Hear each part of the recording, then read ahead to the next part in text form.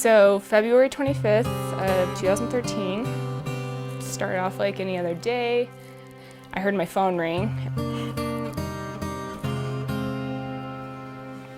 I didn't recognize the number, but normally I wouldn't have picked it up, but I did, and it was my OB, and part of my heart sank just because I knew it was a week after the ultrasound. You could hear the concern in her voice, and she went on to tell us that they spotted something wrong with his heart. Yeah, it just didn't seem real. Yeah, it just kind of seemed like, oh, okay, there might be something wrong, we're not sure yet. No need freaking out just yet. So they referred us to a specialist, and that same week we were getting an echocardiogram of his heart. And then shortly after, we were pulled into a separate office where the doctor grabbed a piece of paper from his desk and drew out Elliott's heart, which was hypoplastic left heart. Yeah, the statistics they gave us weren't good at all. I just remember staring at the piece of paper they had given me that, was showing like his heart anatomy and like things that like were gonna have to happen.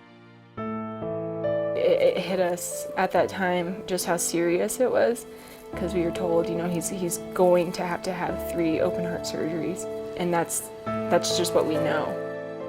The chance of him surviving until he's 5 was really small. Once we got pulled into the office, they kind of explained, if your son is a candidate, which not many are, you can fly to Boston and have this in utero procedure done on your son, and it's about a 50-50 chance. It could either slow down the progression of hypoplastic left heart, or it could not do anything at all.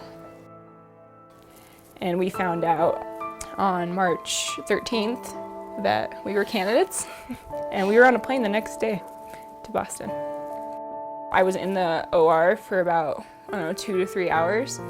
That was just them manipulating him into the perfect position to insert the needle, and the procedure itself took maybe 30 minutes at the most.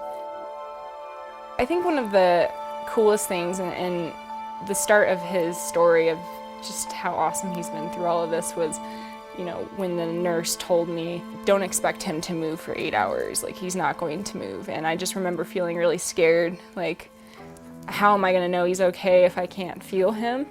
And then 2 hours later, I remember I was like, that's him kicking. I could feel him, and I knew he was okay, and I was able to finally just I finally was able to rest.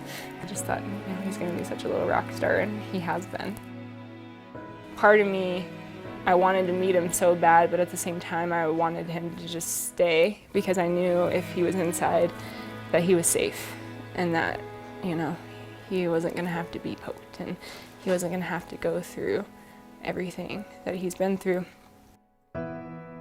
I went into the birth thinking that I wasn't gonna be able to hold him at all, and just when they brought him over and placed him in my arms, it was only for a minute or 2, but I was able to look at his face, and I just remember tracing the outline of his face, because I didn't want to forget it.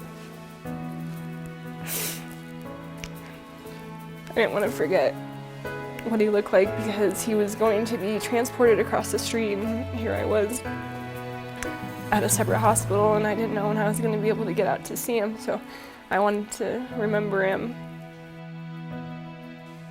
That was hard. Taking him away, from Lauren. Here I am, a new mom for the first time, having to hand over my 5-day-old baby to have open heart surgery, and not knowing if he was going to be okay, not knowing if he was going to come back. But just like in Boston, how he started moving right away. Every step of the way, he was just moving so fast, just doing so well. He was breathing on his own in like 24 hours. He had his chest tube taken out the next day after that. It's hard, but it's almost like a blessing in a lot of ways. We cherish every moment with him so much more than we would have. We're just so proud of how he's doing. It's weird how something that can seem so tragic, tragic and just dark and painful can actually blossom into something that's just like inspiring and beautiful. So he did great for his second open heart surgery. The hardest part was he was older. Now it's like, it's not just this child that we just know we love. Now it's this child that we know. It's hard to think in the future because it's not done. He still has a lot of stuff to do. And, but he's so happy. He's the happiest baby.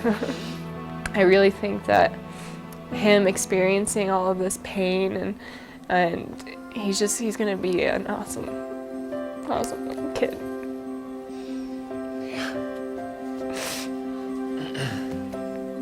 And he's made us stronger too.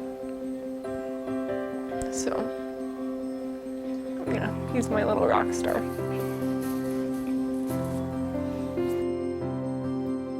You know, if there wasn't the funding and the research to have his fetal intervention, who knows how he could be doing now. We know for sure that the fetal intervention has gotten him to the point where he's now a candidate for a biventricular repair, which, you know, obviously a whole heart is better than half of a heart. The fact that they can do surgery on a child's heart when they're in the womb, and, you know, it's only the size of a grape.